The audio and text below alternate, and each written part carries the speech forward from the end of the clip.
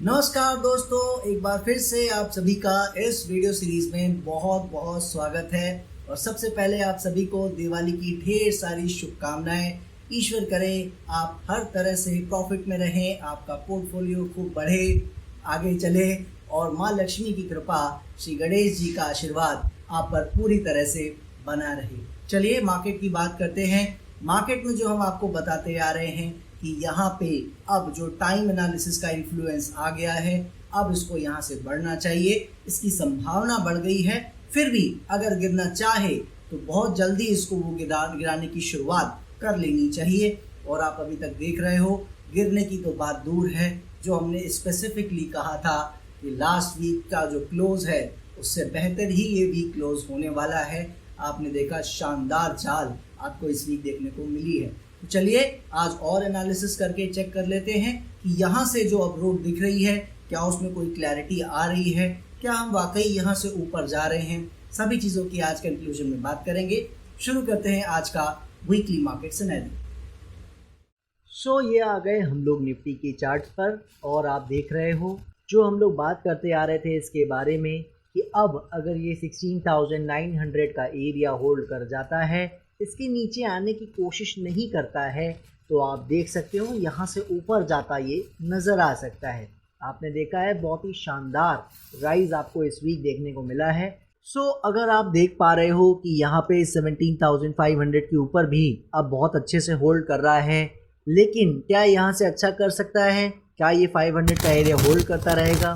देखिए, इसके बारे में डिटेल में तो हम कंक्लूजन में बात करेंगे, लेकिन अभी मैं आपको यहाँ से इतना बताना चाह रहा हूँ कि ये अभी नीचे आना चाहे बिल्कुल आ सकता है, ऐसी कोई प्रॉब्लम नहीं है।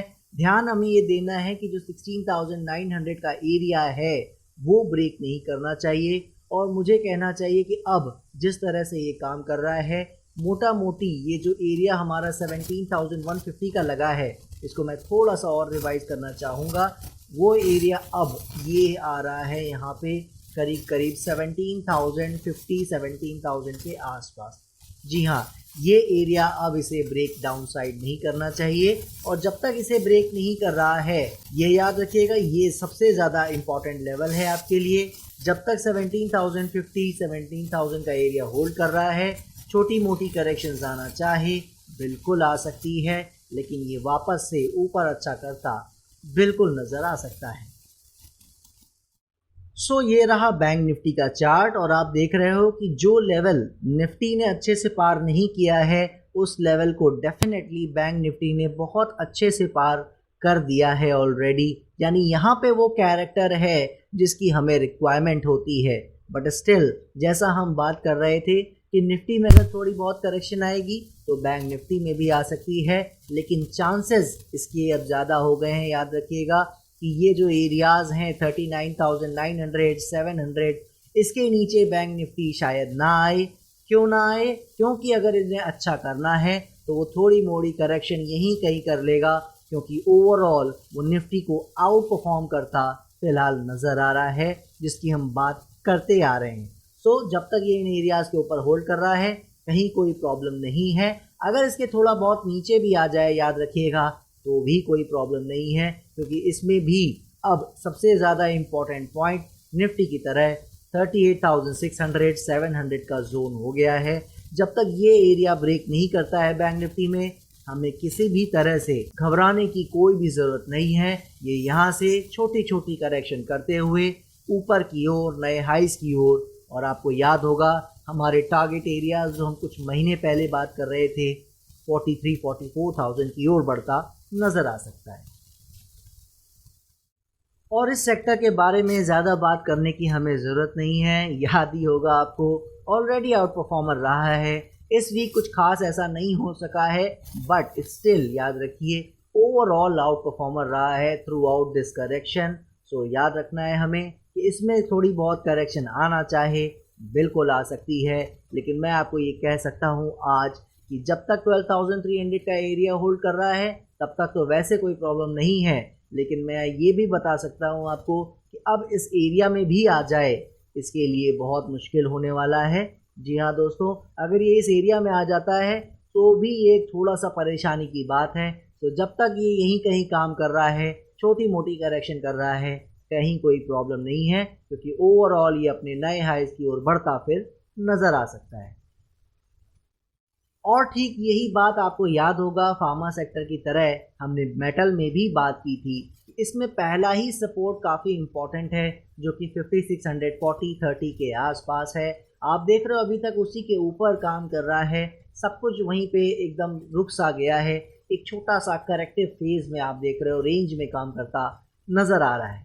तो जैसा आपको याद होगा, हमने बताया था इसमें कि पहला एरिया अगर गलती से ब्रेक कर जाता है, करेक्शन एक्सटेंड होती है मार्केट में, निफ्टी 16,000, 600, 700 उस साइड जाता नज़र आता है आपको। तो ये भी इस लेवल को ब्रेक करते हुए नीचे के सपोर्ट को भी ब्रेक करता नज़र आ सकता है, ऐसी कोई बड़ी बात नहीं है। और अब जिस तरह से ये काम कर रहा है, मैं आपको ये चीज़ ज़रूर बताना चाहूँगा कि अब नीचे वाले सपोर्ट में एक थोड़ा सा बदलाव है। मैं ओवरऑल आपको इसका लेवल बता दे रहा हूँ। जो 5350 का एरिया है वो तो अच्छा है ही, लेकिन अब अगर मार्केट यहाँ से नीचे जाना चूज़ करती है, याद रखिएगा 17,000 का एरिया ब्रेक करता है, तो अब 5350 होल्ड कर पाएगा। इसके चांसेस जैसे पहले कम थे, अब और भी कम हो गए हैं। इसलिए अब एक और लेवल जो मैं आपको बता रहा हूँ वो ये है 5100 के आसपास। ये जो एरिया है इसे ब्रेक नहीं करना चाहिए किसी भी हाल में। सबसे इम्पोर्टेंट लेवल हमारे लिए यही है। बट जैसा हम बात करते आ रहे हैं कि अभी तो वो दिल्ली दूर इसलिए हो गई है क्योंकि अभी निफ्टी नीचे का एरिया ब्रेक करने को राजी नहीं है, अच्छे से अप ट्रेंड में काम करती नज़र आ रही है। तो मेटल सेक्टर भी मोस्ट लाइकली ये यहीं कहीं अपनी करेक्शन एंड करके ऊपर की ओर जाता बिल्कुल नज़र आ सकता है। और अब आगे एनर्जी सेक्टर के चार्ट पर। याद होगा आपको हमने क्या कहा था कि नीचे गया है, इससे घबराना नहीं है, जल्दबाजी नहीं करनी है, क्योंकि मार्केट ने अगर अच्छा करना डिसाइड किया तो ये कभी भी ऊपर लौट सकता है। आप जाके लास्ट वीडियो चेक कर सकते हो हमारा, और आप देखो कितनी शानदार तरीके से यहाँ पे बढ़ता नज़र आ रहा है। जो भी टेक्निकल एनालिसिस प्रैक्टिस करते हैं उनको दिखाना चाहूँगा, एक छोटा इनवर्स हेड एंड शोल्डर भी उनको यहाँ पे नज़र आ रहा होगा, और उसका ब्रेकआउट ऑलरेडी ये दे चुका है।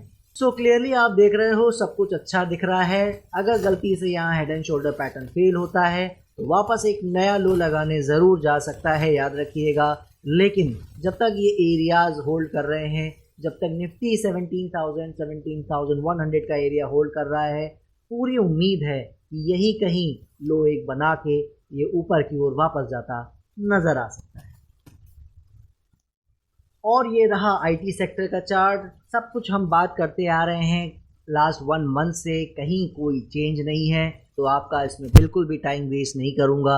जो भी दोस्त हमारे वीडियोस देखते आ रहे हैं, कोई चेंज नहीं है, इसके नीचे जाना चाहे जा सकता है, लेकिन जिस तरह से काम कर रहा है, आउट परफॉर्मेंस दिखा रहा है, ये यहीं से भी अच्छा करता नज़र आ सकता है। तो अभी कोई क्लैरिटी नहीं है, इसीलिए इससे पूरी तरह से दूर रहने की अभी ज़रूरत है। और आईटी सेक्टर की तरह आप देख पा रहे हो, ऑटो सेक्टर में भी कोई बदलाव नहीं है। जिस तरह से लास्ट वीक रेंज में काम कर रहा था, इस वीक भी काम करता नज़र आ रहा है, तो कहीं कोई चेंज नहीं है। जो भी दोस्त हमारा वीडियो फॉलो करते आ रहे हैं उनको पता है इससे हम लोग क्या उम्मीद कर रहे हैं, तो बिल्कुल अभी फ़िलहाल इससे दूर रहने की ज़रूरत है। इसमें पूरे चांसेस हैं कि एक बार ये करेक्शन अपना चाहे तो एक्सटेंड कर सकता है, चाहे प्राइस में या यहीं पे टाइम में। सो ओवरऑल हर बार की तरह ऑटो सेक्टर में हम यही कहेंगे कि अच्छा है, करेक्शन फेज जो है इसका चल रहा है। एक बार इससे बाहर आ गया तो वापस से इससे हमें वो जो उम्मीदें हैं यहाँ से और बेहतर करता नज़र आ सकता है, वही हम इसको होता देख सकते हैं, मगर पहले इसमें किसी तरह की क्लैरिटी आने की ज़रूरत है। और जैसे आपको याद होगा, हम लोग ऑटो सेक्टर में बात करते आ रहे हैं कुछ वीक से, वैसे ही एफएमसीजी के बारे में बात करते आ रहे हैं। और आप देखिए, इससे ज़्यादा रिजिड चार्ट मैंने अभी रिसेंटली तो नहीं देखा है। इसमें बिल्कुल करेक्शन की संभावना बनी हुई है। ये बहुत ही ज़बरदस्त एरियाज़ हैं जहाँ पे इसको करेक्शन कर लेना चाहिए, मगर आप देख रहे हो अभी भी इसने करेक्शन की शुरुआत का भी, जो प्राइस की करेक्शन की स्टार्टिंग के लिए हमने ये लेवल दिया था 43,000 के आसपास, इसको भी अभी तक ये ब्रेक करता नज़र नहीं आ रहा है। याद रखिएगा दोस्तों, जो हम हर वीक बात करते हैं, जब तक क्लैरिटी ना मिले हम नहीं मानेंगे ये प्राइस में कोई करेक्शन करने जा रहा है। उसके लिए ये ब्रेकआउट देना डाउन साइड ज़रूरी है। जब तक ऐसा नहीं होगा हम ये मानते रहेंगे कि ये टाइम वाइज करेक्शन कंटिन्यू रह सकती है और उसके बाद पॉसिबली फिर वहाँ से भी ये ऊपर अच्छा करता नज़र आ सकता है। जैसे जैसे चलेगा उसकी बात करते रहेंगे। फिलहाल एफएमसीजी से भी दूर रहने की ज़रूरत है और एक बार जब ये करेक्शन फिनिश हो जाएगी तो ऑटो सेक्टर से जैसी हम उम्मीद कर रहे हैं वैसी उम्मीद हम दोबारा से एफएमसीजी से भी बिल्कुल कर सकते हैं। और अब आ गए पीएसयू बैंक के चार्ट पर। याद होगा आपको हम लोग क्या बात कर रहे थे कि ये सपोर्ट अगर किसी तरह के पैनिक में कट भी जाए तो घबराना नहीं है, बिल्कुल थोड़ा बहुत करेक्शन एक्सटेंड करके वापस ये ऊपर जाता नज़र आ सकता है, क्योंकि इससे हमें बहुत उम्मीदें हैं और ये हमेशा से आउट परफॉर्मर रहा है। बहुत बढ़िया से इसने काम किया है और आपको याद होगा हमेशा हमने बात की है कि इससे हमें बहुत उम्मीदें रही हैं और उस पर ये अभी तक खरा उतरता नज़र आ रहा है।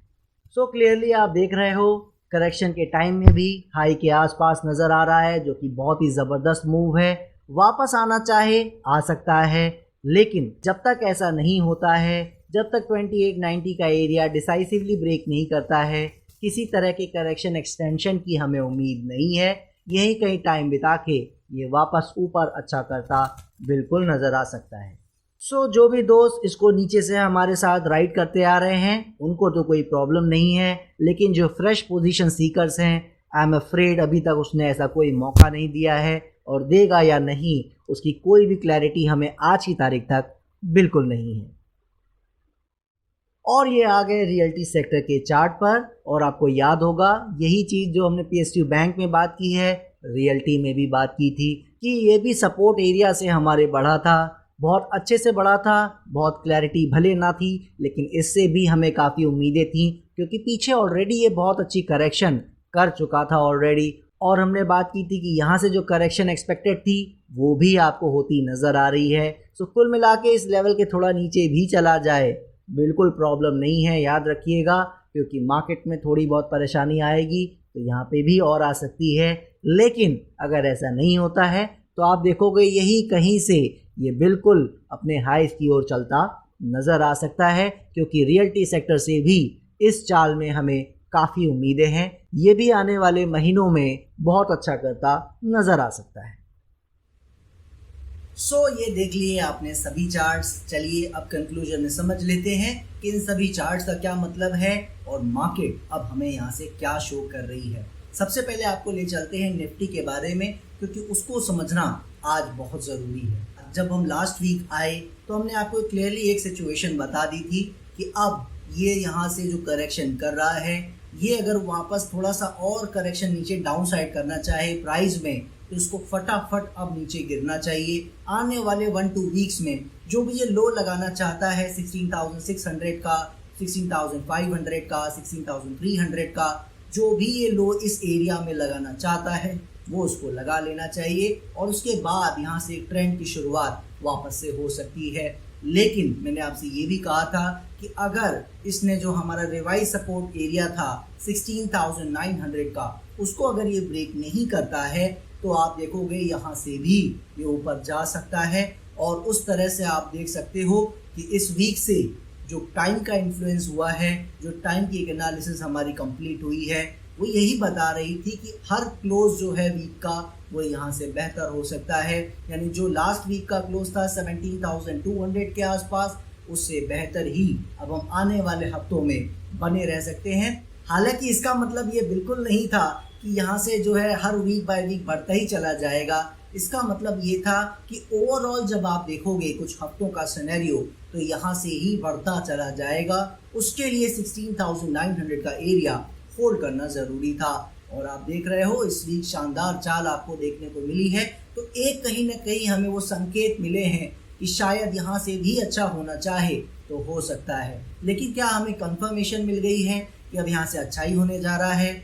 ऐसा बिल्कुल नहीं है दोस्तों। याद रखिएगा जो मैंने आपको फर्स्ट स्टेप बताया था, 2 स्टेप हमें फॉलो करने हैं, जिसमें से फर्स्ट स्टेप के बारे में हम आपको बताते आ रहे हैं कि इसे 17,500 का एरिया डिसाइसिवली ब्रेक करना चाहिए, यानी कि लेवल भी प्राइस में कटे और कैरेक्टर भी वहाँ पे नज़र आए। जो हम लास्ट 1 ईयर से 2 ईयर से कैरेक्टर के बारे में आपको यहाँ समझाते आ रहे हैं कि एक अच्छे ब्रेकआउट का कैरेक्टर, उसका चरित्र क्या होता है। तो जो भी दोस्त हमारे साथ जुड़े हुए हैं वो इस बात को जानते हैं। तो वहाँ पे जो है आपने देखा कि इस वीक जब ब्रेकआउट भी आया 17,500 के ऊपर, मगर कैरेक्टर नहीं था।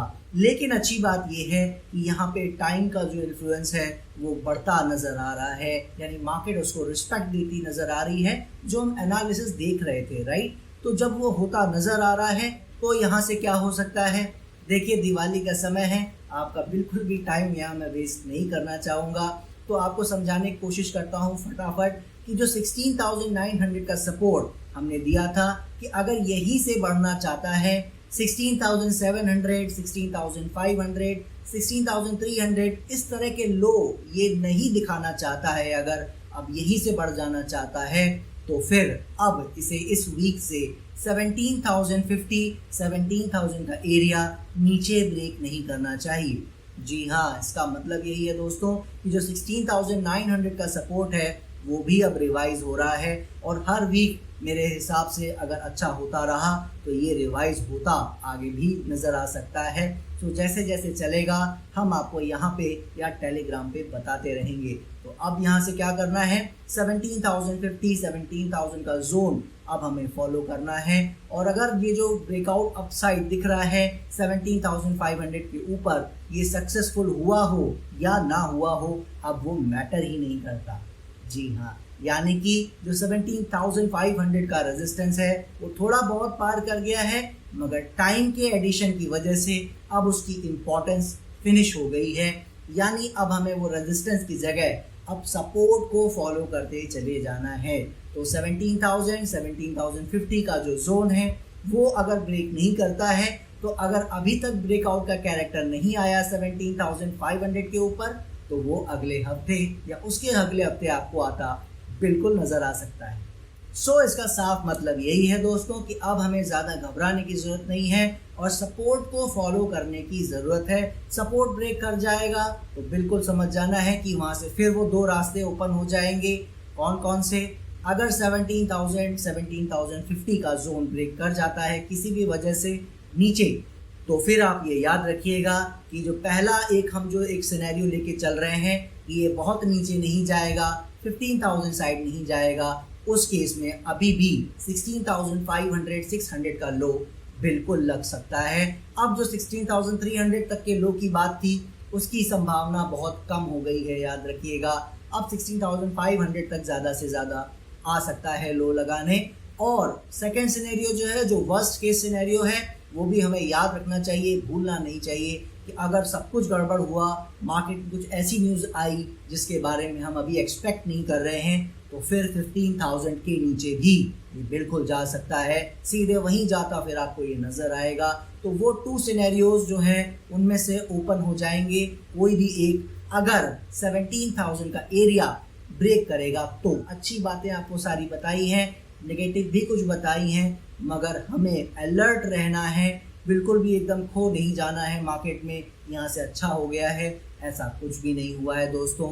यहाँ से कोई हमें कंफर्मेशन नहीं मिली है, कोई क्लैरिटी नहीं मिली है, सिवाय इसके कि सपोर्ट अब हमें बहुत ज़्यादा अच्छे से फॉलो करना है। उसके नीचे जाएगा तभी हमारे जो रेखाएं हैं, लकीरें हैं चिंताओं की, वो खिंचनी चाहिए, वो दिखनी चाहिए। जब तक वो नहीं हो रहा है, बिंदास राइड करना चाहिए इस पूरे चाल को, और सब कुछ आपको अच्छा होता सूनर और लेटर नज़र आएगा। इसके अलावा अगर मैं आपको सेक्टर्स के बारे में बताने की कोशिश करूं तो ऐसा कोई ख़ास चेंज नहीं आया है। फार्मा अपने डायरेक्शन में है, रियल्टी सपोर्ट ले रहा है, एनर्जी जो सपोर्ट ब्रेक कर रहा था उसके ऊपर आ चुका है। सब कुछ जो हमने चार्ट्स पे आपको बताया है उसमें ऐसा कोई बड़ा चेंज नहीं है। वो सब अभी भी जैसे मैंने कहा था लास्ट वीक फाइट कर रहे हैं, अभी भी कोई नीचे जाना नहीं चाह रहा है। कई तो करेक्शन ही नहीं कर रहे हैं ठीक से, लाइक ऑटो एंड एफएमसीजी। तो आपको ये समझना पड़ेगा कि मार्केट अभी भी हार मानने को राजी नहीं है, और इस वीक की चाल से ये कंफर्मेशन कम से कम आई है कि फाइट बहुत अच्छी होने वाली है। और अगर मार्केट नीचे का एक दिशा लेती भी है गलती से, तो भी वो इतना आसान नहीं होगा। वही चीज़ें हमें देखने को मिल रही हैं। तो बिल्कुल बना के रखनी चाहिए सारी पोजीशन जो भी है। जब तक निफ्टी में लेवल ब्रेक नहीं हो रहा है 17,000 का, 2-3 आवर्स की सस्टेनेबिलिटी नहीं हो रही है, जब तक उसके नीचे कहीं कोई प्रॉब्लम नहीं है, सारी पोजीशन हमें बना के रखनी चाहिए, आगे बढ़ते चले जाना चाहिए। और सबसे बड़ी बात है कि जो ग्लोबली हम चीज़ें फॉलो करते आ रहे हैं उन फैक्टर्स में कहीं भी कोई रिलीफ नहीं मिला है दोस्तों। इसीलिए बहुत ज़्यादा पॉजिटिव भी नहीं होना है, लेकिन बहुत ज़्यादा नेगेटिव भी नहीं होना है। ये फेस्टिवल आया है, अच्छी खबर लेके आया है आपके सामने और चीज़ें अच्छी होती नज़र आ रही हैं। SGX निफ्टी जिस तरह से बंद हुआ है, प्रोबेबली पॉजिटिव स्टार्ट की उम्मीद है हमें मंडे को, लेकिन उसके आगे कंटिन्यूएशन होता है या नहीं होता है ये हमें ध्यान रखना है, क्योंकि रेजिस्टेंस एरियाज ये हैं, चाहे 17,500-600 का एरिया हो, चाहे उसके ऊपर 17,800-900 का एरिया हो। अब यहाँ से रेजिस्टेंस हैं ही कई सारे, तो रेजिस्टेंस मैटर नहीं करता है, सपोर्ट मैटर करता है, याद रखिएगा। जैसे आपको अदानी के बारे में बताया था, जैसे रिलायंस के बारे में बताया था, जैसे हर स्टॉक और हर सेक्टर के बारे में हम आपको यहाँ बताते आ रहे हैं लास्ट 2 ईयर से। तो बस बिना किसी परेशानी के अपनी सारी चिंताओं को उस लेवल पे छोड़ दीजिए कि भाई तू कटेगा तो हम यहाँ पे एक चिंता जो है वो अपने सर ले लेंगे। लेकिन जब तक आप नहीं कट रहे हो तब तक सारी चिंता आपकी है। 17,000 पे सारा लोड डालिए, फेस्टिवल को एंजॉय कीजिए। दीजिए मुझे इजाज़त, नेक्स्ट वीक फिर मिलेंगे। तब तक के लिए जय हिंद, जय भारत, हैप्पी दिवाली।